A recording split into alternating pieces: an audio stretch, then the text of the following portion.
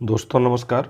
इस वीडियो में हम लोग महत्वपूर्ण समसामयिक योजनाओं और परियोजनाओं पे चर्चा करेंगे जो हमारे चाहे यूपी पीसीएस का एग्ज़ाम हो चाहे बिहार पीसीएस का एग्ज़ाम हो, दोनों की दृष्टि से महत्वपूर्ण है। जैसे दीपम 2.0 योजना जो शुरू की गई है, ये आंध्र प्रदेश सरकार द्वारा शुरू की गई है। इसमें क्या है कि प्रतिवर्ष लाभार्थियों को 3 मुफ्त गैस सिलेंडर्स दिए जाएंगे। तो 3 मुफ्त गैस सिलेंडर प्रदान करने वाली दीपम 2.0 योजना आंध्र प्रदेश गवर्नमेंट से संबंधित है। First in the world challenge पहल ICMR यानी भारतीय कृषि अनुसंधान परिषद की पहल है। नवीन एवं अलग सोच के साथ भविष्यगामी विचारों को बढ़ावा देना इसका लक्ष्य है।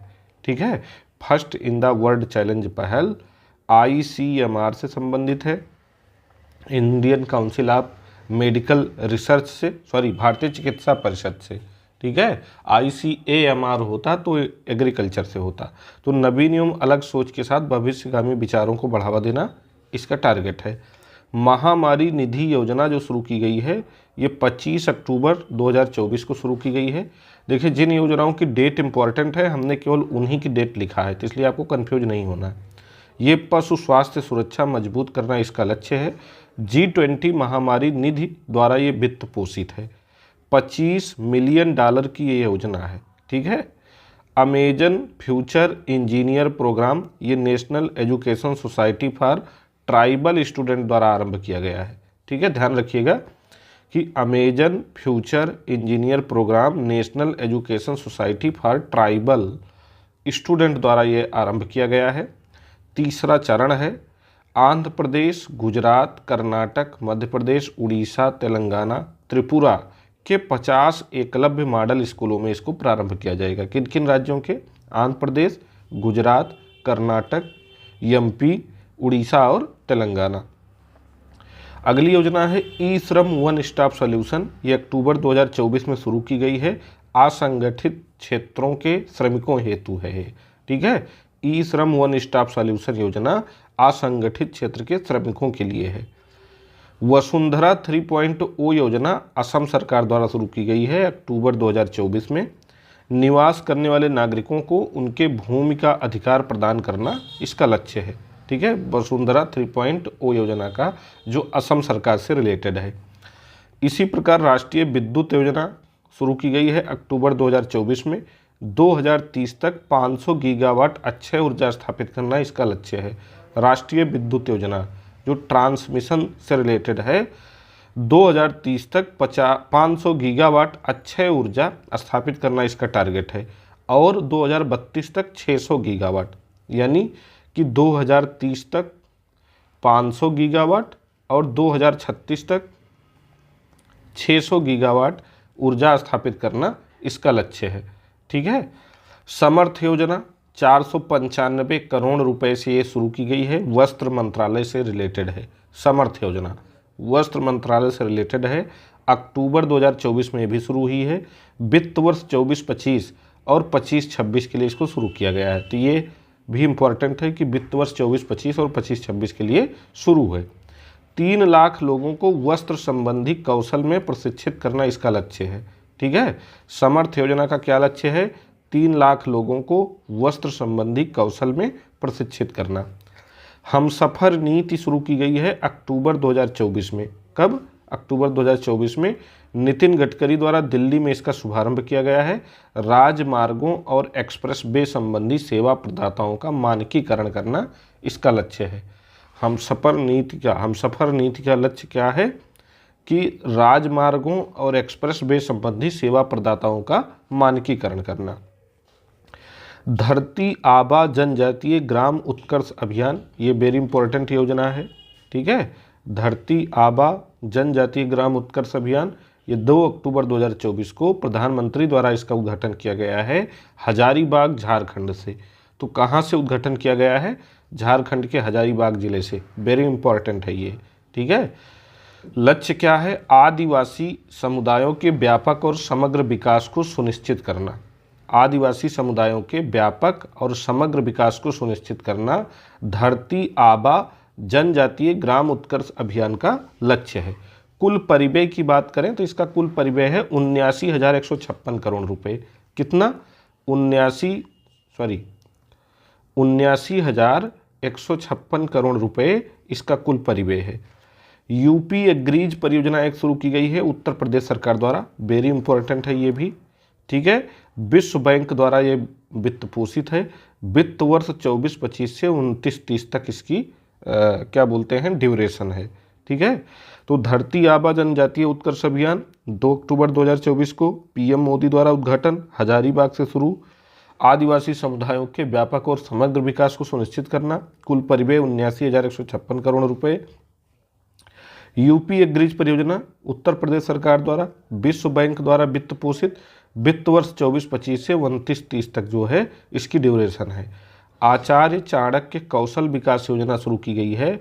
इसका उद्घाटन पीएम द्वारा किया गया, प्रधानमंत्री जी द्वारा, सितंबर 24 में शुरू की गई है। महाराष्ट्र सरकार से रिलेटेड है। महाराष्ट्र के प्रतिष्ठित कॉलेजों में 15 से 45 वालों को प्रशिक्षण इसके तहत दिया जाएगा। आचार्य चाणक्य कौशल विकास योजना के तहत 15 वर्ष से 45 वर्ष तक के लोगों को कौशल प्रशिक्षण दिया जाएगा, ठीक है। जल संचय जन भागीदारी पहल शुरू की गई है। ये पीएम मोदी द्वारा शुरू की गई। कहाँ से? सूरत, गुजरात से 6 सितंबर 2024 को।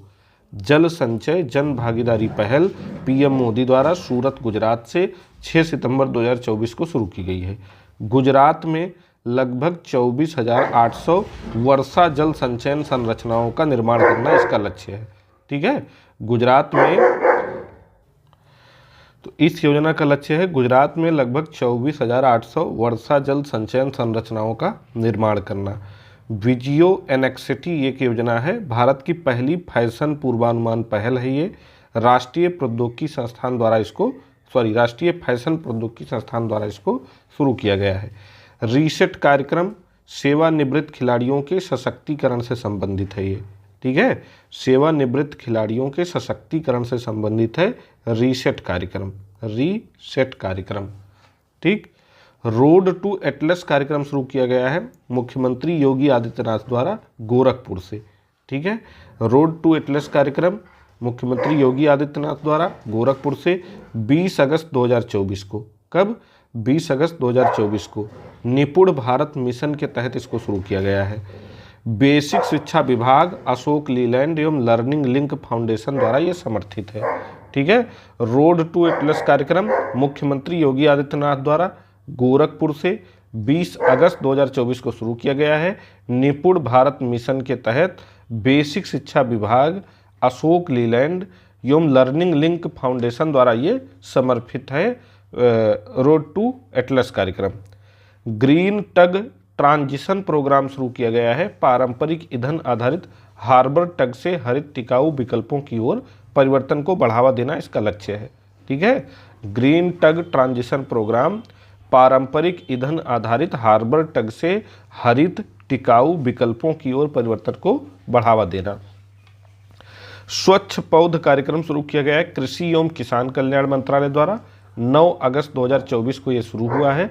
लागत इसकी है 1765.67 करोड़ रुपए। कितनी? 1765.67 करोड़ रुपए। प्रधानमंत्री आवास योजना ये सबसे ज़्यादा इंपॉर्टेंट योजना है। प्रधानमंत्री आवास योजना शहरी 2.0 शुरू की गई है 25 जून 2015 को। कब ये आरंभ की गई है? 25 जून 2015 को ये योजना शुरू हुई थी। अब प्रधानमंत्री आवास योजना शहरी 2.0 शुरू हुई है। पहले ये 25 जून 2015 को पहली बार इस योजना का शुभारंभ हुआ था, ठीक है। 9 अगस्त 2024 को पीएम आवास योजना शहरी 2.0 शुरू हुई है। डेट याद रखिएगा, इसमें डेट इंपॉर्टेंट है, ठीक है।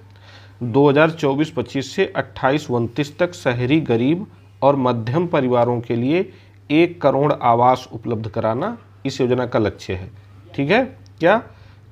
24-25 से 28-29 तक शहरी गरीब परिवारों को जो है 1 करोड़ आवास उपलब्ध कराना 9 अगस्त 2024 को शुरू की गई पीएम आवास योजना 2.0 का टारगेट है। बजटीय आवंटन इसके लिए 30,111 करोड़ किया गया है, ठीक है। इस योजना के लिए बजटीय आवंटन 30,111 करोड़ का है। पीएम आवास योजना शहरी 2.0 के लिए। ठीक, तो प्रधानमंत्री आवास योजना शहरी 2.0 के लिए 30,111 करोड़ नहीं है, ये 30,171 करोड़ है। ठीक है, इसको ध्यान रखिएगा। 30,171 करोड़ का बजटीय आवंटन किया गया है।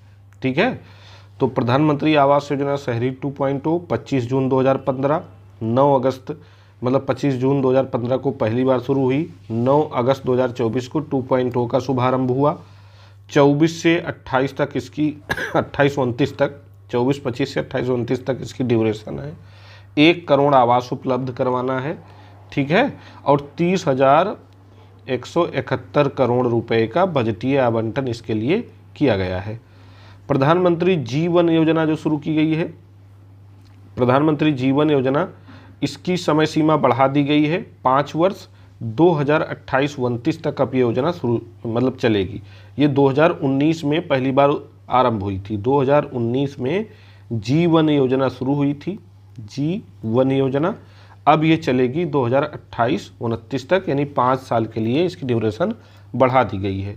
उद्देश्य है जैव ईंधन क्षेत्र में नवीनतम निवेश आकर्षित करना। ठीक है, जैव ईंधन क्षेत्र में नवीनतम निवेश आकर्षित करना इस योजना का लक्ष्य है।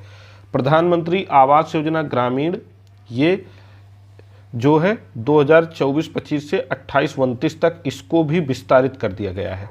प्रधानमंत्री आवास योजना शहरी को भी 2024-25 से 28-29 तक विस्तारित कर दिया गया है, और प्रधानमंत्री आवास योजना ग्रामीण को भी जो है विस्तारित कर दिया गया है। बजट में इसके लिए आवंटन हुआ है 54,500 करोड़ रुपए। 54,500 करोड़ रुपए प्रधानमंत्री आवास योजना ग्रामीण के लिए बजटीय आवंटन हुआ है, और 30,171 करोड़ रुपए शहरी योजना के लिए। ठीक है, 30,171 ये अर्बन योजना यानी शहरी योजना के लिए है।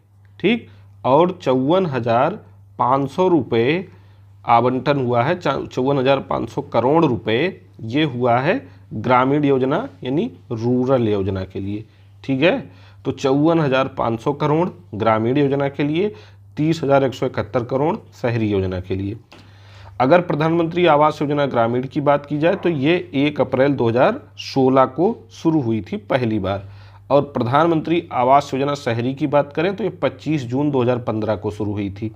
ठीक है, तो 1 अप्रैल 16 को प्रधानमंत्री आवास योजना ग्रामीण शुरू हुई, और प्रधानमंत्री आवास योजना शहरी 25 जून 2015 को शुरू हुई। ठीक, ओंकारेश्वर फ्लोटिंग सोलर परियोजना 8 अगस्त 2024 को यह आरंभ की गई है। SJVN लिमिटेड द्वारा ये संचालित है। 90 मेगावाट इसकी क्षमता है। ओंकारेश्वर फ्लोटिंग सोलर पार्क में ये स्थित है, खंडवा जिले में, मध्य प्रदेश के खंडवा जिले में। Omkareshwar floating solar park Bharat का सबसे बड़ा सोलर पार्क है, वहीं ये योजना स्थित है। 90 मेगावाट इसकी क्षमता है ओंकारेश्वर फ्लोटिंग सोलर परियोजना का। ठीक है, सिंकुनला सुरंग परियोजना 26 जुलाई 2024 को लद्दाख में प्रधानमंत्री द्वारा शुभारंभ किया गया। इंपॉर्टेंट है ये। लंबाई इसकी है 4.1 किलोमीटर। कितनी? 4.1 किलोमीटर। ऊंचाई है 15,800 feet. Fast tag immigration trusted traveller programme शुरू किया गया है। केंद्रीय मंत्री अमित शाह द्वारा इसका शुभारंभ किया गया है 22 जून 24 को। ध्यान रखिएगा, ये fast tag immigration trusted traveller programme भले है, लेकिन इसका उद्घाटन अमित शाह द्वारा किया गया, नितिन गडकरी द्वारा नहीं किया गया है, ध्यान रखिएगा। इंदिरा गांधी अंतर्राष्ट्रीय हवाई अड्डे से इसका शुभारंभ हुआ है। उद्देश्य इसका है भारतीय नागरिकों एवं OCI यात्रियों की सुविधा बढ़ाना। भारतीय नागरिकों एवं OCI यात्रियों की सुविधा बढ़ाना। यह कार्यक्रम देश के 21 प्रमुख हवाई अड्डों पर लॉन्च किया गया है। ठीक है, देश के 21 प्रमुख हवाई अड्डों पर लॉन्च किया जाएगा। प्रथम चरण में ये दिल्ली, मुंबई, चेन्नई, कोलकाता, बेंगलुरु, कोच्चि, हैदराबाद, अहमदाबाद में शुरू हुआ है। कहाँ कहाँ? दिल्ली, मुंबई, चेन्नई, कोलकाता, बेंगलुरु, कोच्चि, हैदराबाद और अहमदाबाद में। ठीक है, fast tag immigration trusted traveller programme केंद्रीय मंत्री अमित शाह द्वारा 22 जून 24 को ये आरंभ किया गया था। ठीक है। भूमिगत कोयला गैसीकरण हेतु भारत की पहली पायलट परियोजना शुरू की गई है ईस्टर्न कोलफील्ड लिमिटेड द्वारा। ठीक है, ईस्टर्न कोलफील्ड लिमिटेड द्वारा, यानी ECFL, ईस्टर्न कोलफील्ड लिमिटेड द्वारा भूमिगत कोयला गैसीकरण हेतु भारत की ये पहली योजना है, इसलिए इम्पोर्टेंट हो जाती है। जामताड़ा झारखंड से शुरू हुई है, जून 2024 में शुरू हुई है। अपतटीय पवन ऊर्जा परियोजना 7453 करोड़ के परिव्यय से योजना शुरू हुई है। भारत में पहली अपतटीय पवन ऊर्जा परियोजना की स्थापना करना इसका लक्ष्य है। इसके तहत 1 गीगावाट क्षमता वाली अपतटीय पवन ऊर्जा परियोजनाएं स्थापित की जाएंगी। गुजरात और तमिलनाडु दोनों राज्यों में ये योजना स्थापित की जाएगी, गुजरात और तमिलनाडु में, और प्रत्येक राज्य में 500 गीगावाट का निवेश करना है। ठीक है, 500 का निवेश करना है। जनता भवन सौर ऊर्जा परियोजना शुरू हुई है असम सरकार द्वारा। जनता भवन वसुंधरा 2.0 या वसुंधरा योजना भी इसी से संबंधित है, असम से ही। ठीक है, इसका लक्ष्य है भूमिगत अधिकार देना स्थानीय लोगों को। और जनता भवन सौर ऊर्जा परियोजना शुरू की गई है। असम सचिवालय देश का पहला ऐसा सचिवालय बन गया है जो दैनिक खपत के लिए पूर्णतः सौर ऊर्जा से उत्पन्न बिजली पर निर्भर है। ठीक है, जनता भवन सौर ऊर्जा परियोजना असम सरकार द्वारा शुरू की गई है। असम सचिवालय देश का पहला ऐसा सचिवालय होगा जो दैनिक खपत के लिए पूर्णतः सौर ऊर्जा से उत्पन्न बिजली पर निर्भर रहेगा। अरुण 3 जल विद्युत परियोजना नेपाल की है, 900 मेगावाट की है, 11.8 किलोमीटर लंबी है। ठीक है, अरुण 3 परियोजना नेपाल की 11.8 किलोमीटर लंबी है। ठीक, 900 मेगावाट इसकी क्षमता है। भारत की प्रथम बहुउद्देशीय ताप और विद्युत हरित हाइड्रोजन पायलट परियोजना कहाँ शुरू की गई है? ध्यान रखिएगा, ये हरित हाइड्रोजन पायलट परियोजना है भारत की प्रथम। ये SJVN लिमिटेड द्वारा झाकड़ी हिमाचल प्रदेश में 15 मेगावाट के Nathpa Jhakri hydro power station में इसका उद्घाटन किया गया। भारत की प्रथम बहुउद्देशीय ताप और विद्युत हरित हाइड्रोजन पायलट परियोजना SJVN लिमिटेड द्वारा झाकड़ी हिमाचल प्रदेश में आरंभ की गई है। ठीक, बरेठी सौर ऊर्जा परियोजना बरेठी मध्य प्रदेश से रिलेटेड है। NTPC रिन्यूएबल एनर्जी लिमिटेड द्वारा इसको शुरू किया गया है। 630 मेगावाट इसकी क्षमता है। इंडियन ऑयल पारादीप हैदराबाद उत्पाद पाइपलाइन शुरू की गई है। PM मोदी द्वारा इसका उद्घाटन किया गया है मार्च 2024 में। लंबाई इसकी है 10.12 किलोमीटर। ठीक है, लंबाई कितनी है? 10.12 किलोमीटर। इंडियन ऑयल पारादीप उत्पाद पाइपलाइन। ठीक है, इंडियन ऑयल पारादीप हैदराबाद उत्पाद पाइपलाइन इसका नाम है। और लंबाई इसकी है, ये 1212 किलोमीटर है। यहाँ थोड़ा मिसप्रिंट हो गया है, ये 1212 किलोमीटर इसकी लंबाई है। ठीक है, ये ध्यान रखिएगा, 1212 किलोमीटर इसकी लंबाई है। यहाँ थोड़ा सा स्कैन करने में मिसप्रिंट हो गया है, इसलिए ये पूरा नहीं दिख रहा था। ठीक है, तो इंडियन ऑयल पारादीप हैदराबाद उत्पाद पाइपलाइन 1212 किलोमीटर लंबी है। उड़ीसा में इसकी लंबाई होगी 329 किलोमीटर, आंध्र प्रदेश में 723 किलोमीटर और तेलंगाना में 160 किलोमीटर। फिर से मैं रिपीट कर दे रहा हूँ, इंडियन ऑयल पारादीप हैदराबाद उत्पाद पाइपलाइन PM मोदी द्वारा मार्च 24 में उद्घाटन, 1212 किलोमीटर इसकी लंबाई, 329 किलोमीटर ये उड़ीसा में होगी, 723 किलोमीटर आंध्र प्रदेश में होगी, तेलंगाना में ये 160 किलोमीटर होगी। तेलंगाना सुपर पावर थर्मल परियोजना शुरू की गई है प्रधानमंत्री द्वारा, 4 मार्च 2024 को उद्घाटन हुआ है। 800 मेगावाट इसकी उत्पादन क्षमता है तेलंगाना सुपर पावर थर्मल परियोजना का। झारखंड में उत्तरी करणपुरा सुपर थर्मल पावर परियोजना भी शुरू की गई है PM मोदी द्वारा। ये 660 मेगावाट इसकी क्षमता है। तो जो तेलंगाना में शुरू हुई है उसकी क्षमता 800 मेगावाट, जो झारखंड में शुरू हुई है उसकी क्षमता 660 मेगावाट। ठीक है। ये देश की पहली सुपर क्रिटिकल थर्मल विद्युत परियोजना है जो झारखंड में शुरू की गई है। Karanpura super thermal power station पर ये 660 मेगावाट की है और देश की पहली सुपर क्रिटिकल थर्मल विद्युत परियोजना है। प्रधानमंत्री मोदी ने उत्तर प्रदेश के सोनभद्र में सिंगरौली सुपर थर्मल पावर परियोजना चरण 3 का भी उद्घाटन किया है। 2x800 मेगावाट की आधारशिला भी रखी है। ठीक है, इसी दिन सारे काम हुए हैं। एक ही दिन में पीएम मोदी द्वारा 4 मार्च 2024 को ही वर्चुअल माध्यम से सारे काम हुए हैं। ठीक है, 800 मेगावाट की तेलंगाना सुपर पावर थर्मल परियोजना का शुभारंभ। झारखंड में उत्तरी करणपुरा सुपर थर्मल पावर परियोजना 660 मेगावाट और उसके बाद उत्तर प्रदेश में सिंगरौली में सुपर थर्मल पावर परियोजना चरण 3 2x800 मेगावाट की आधारशिला भी रखी गई है। मोदी आवास घरकुल योजना शुरू की गई है, ये महाराष्ट्र सरकार द्वारा। ठीक है, प्रधानमंत्री द्वारा महाराष्ट्र में 28 फरवरी 2024 को ये आरंभ हुआ। 28 फरवरी 2024 को मोदी आवास घरकुल योजना ओबीसी समुदाय के लिए ये है। ठीक है, ओबीसी समुदाय के लिए। नई मुंद्रा पानीपत पाइपलाइन योजना 9000 करोड़ की योजना है। उद्घाटन प्रधानमंत्री द्वारा किया गया 25 फरवरी 2024 को। सहकारी क्षेत्र में विश्व की सबसे बड़ी अनाज भंडारण योजना शुरू की गई है। प्रधानमंत्री द्वारा उद्घाटन किया गया है 24 फरवरी 2024 को। सहकारी क्षेत्र में सबसे बड़ी अनाज भंडारण योजना। 11 राज्यों के 11 प्राथमिक कृषि ऋण समितियों में यह योजना प्रायोगिक तौर पर शुरू की गई है। कितने? 11 राज्यों में 11 प्राथमिक कृषि ऋण समितियों में यह योजना शुरू की गई है। राष्ट्रीय उद्यमिता विकास योजना केंद्रीय मंत्री धर्मेंद्र प्रधान द्वारा संबलपुर उड़ीसा से शुरू की गई। ठीक है, 20 फरवरी 2024 को। इसमें 9 शहर शामिल हैं: भोपाल, कानपुर, इंदौर, वाराणसी, भरतपुर, शिलांग, सिलचर, डिब्रूगढ़ और गुवाहाटी।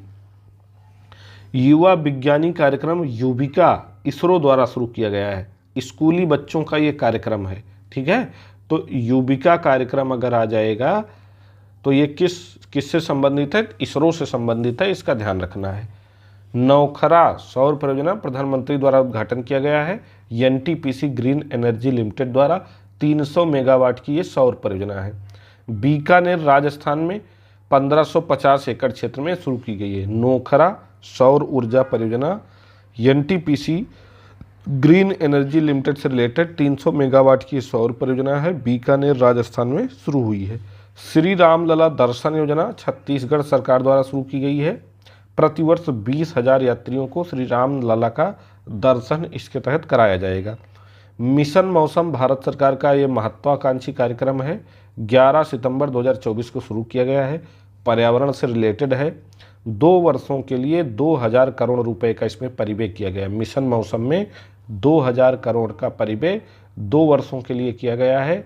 बजट में ये हाईलाइटेड योजना है, तो एग्जाम में आने की प्रबल संभावना है। पृथ्वी विज्ञान मंत्रालय द्वारा ये शुरू किया गया है, पर्यावरण मंत्रालय द्वारा नहीं, पृथ्वी विज्ञान मंत्रालय द्वारा। ठीक है, ध्यान रखिएगा।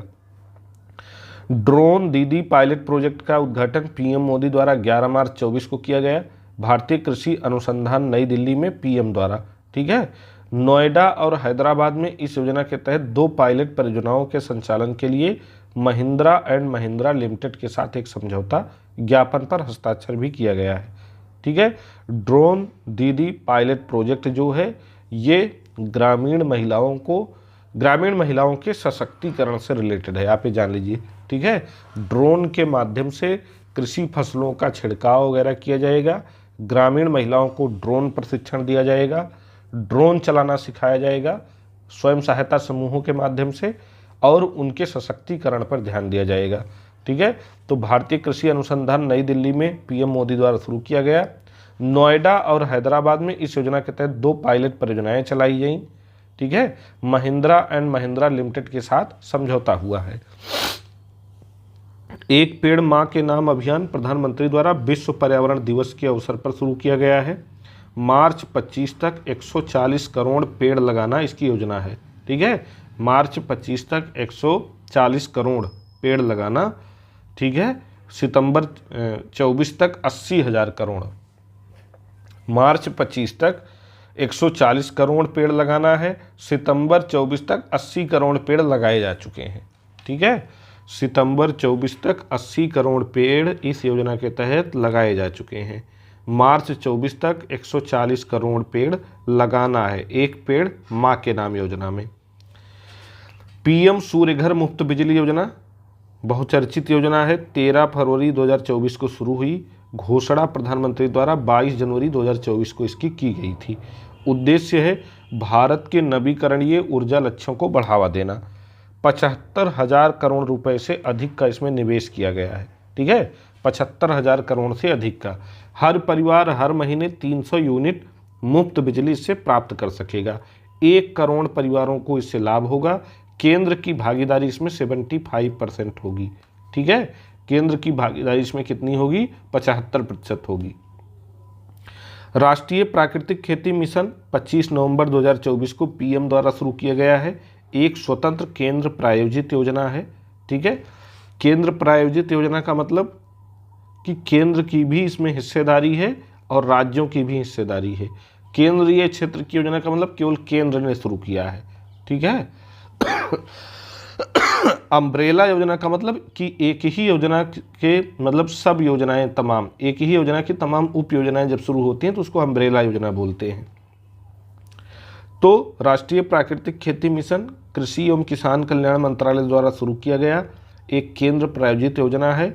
2481 करोड़ परिव्यय इसका है वर्ष 25-26 तक।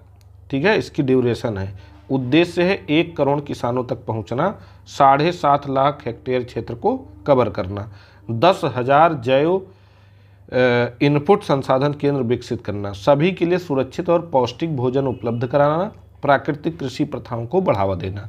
ठीक, तो राष्ट्रीय प्राकृतिक खेती मिशन 25 नवंबर 2024 को पीएम द्वारा शुरू किया गया एक स्वतंत्र केंद्र प्रायोजित योजना है। कृषि एवं किसान कल्याण मंत्रालय इसका नोडल मतलब कार्यालय है। 2481 करोड़ के परिव्यय से शुरू हुई है। 25-26 तक योजना चलेगी। 1 करोड़ किसानों तक पहुंचना इसका लक्ष्य है। 10,000 जैव इनपुट संसाधन केंद्र विकसित करना, सभी के लिए सुरक्षित और पौष्टिक भोजन उपलब्ध कराना इसका लक्ष्य है। ठीक है, तो ये तो हो गया महत्वपूर्ण योजनाओं से संबंधित। एक प्रश्न और जो है काफ़ी चर्चा में है, ये आपके पेपर में आ सकता है। विभिन्न राज्यों में अभी विधानसभा चुनाव संपन्न हुए हैं, तो जहाँ जहाँ विधानसभा चुनाव संपन्न हुए हैं वहाँ के मुख्यमंत्री, वहाँ की सीट और वहाँ के विधानसभा अध्यक्ष बहुत इम्पोर्टेंट है। इसलिए इम्पोर्टेंट है क्योंकि 2022 के पेपर में विभिन्न राज्यों के विधानसभा अध्यक्ष सुमेलित करने के लिए दे दिया था आयोग ने। ठीक है, तो इसलिए इसको एक बार देख लेना चाहिए। तो अगर विधानसभा चुनाव जहाँ जहाँ हुए उनकी बात करें तो पहला राज्य आंध्र प्रदेश है, यहाँ 175 सीटें हैं। मुख्यमंत्री एन चंद्रबाबू नायडू हैं और अयन्ना पतरूडू जो है विधानसभा अध्यक्ष बने हैं यहाँ के। अगर उड़ीसा विधानसभा की बात करें तो यहाँ 147 सीटें हैं। मोहन चरण मांझी मुख्यमंत्री बने हैं। सुरमा पाढ़ी यहाँ के विधानसभा अध्यक्ष बने हैं। अरुणाचल प्रदेश में 60 सीटें हैं। पेमा खांडू यहाँ के मुख्यमंत्री बने हैं। तेसम पोंगटे यहाँ के विधानसभा अध्यक्ष बने हैं। सिक्किम में 32 सीटें हैं। प्रेम सिंह तमांग मुख्यमंत्री बने हैं। मिंगमा नोरबू शेरपा यहाँ के विधानसभा अध्यक्ष बने हैं। हरियाणा में 90 सीटें हैं। नायब सैनी यहाँ के मुख्यमंत्री हैं। हरविंदर कल्याण यहाँ के विधानसभा अध्यक्ष बने हैं। जम्मू कश्मीर में 90 सीटें हैं। उमर अब्दुल्ला मुख्यमंत्री हैं। अब्दुल रहीम राथर यहाँ के जो है विधानसभा अध्यक्ष बने हैं। जम्मू कश्मीर में केंद्र शासित प्रदेश घोषित होने के बाद पहली बार चुनाव हुए और उमर अब्दुल्ला केंद्र शासित जम्मू कश्मीर के प्रथम मुख्यमंत्री बने हैं। अब्दुल रहीम पाथर यहाँ के विधानसभा अध्यक्ष बने हैं। झारखंड में 81 सीटें हैं। हेमंत सोरेन मुख्यमंत्री बने हैं। रविन्द्र नाथ महतो यहाँ के विधानसभा अध्यक्ष हैं। महाराष्ट्र में 288 सीटें हैं। देवेंद्र फडणवीस यहाँ के मुख्यमंत्री बने हैं। राहुल नार्वेकर यहाँ के विधानसभा अध्यक्ष बने हैं।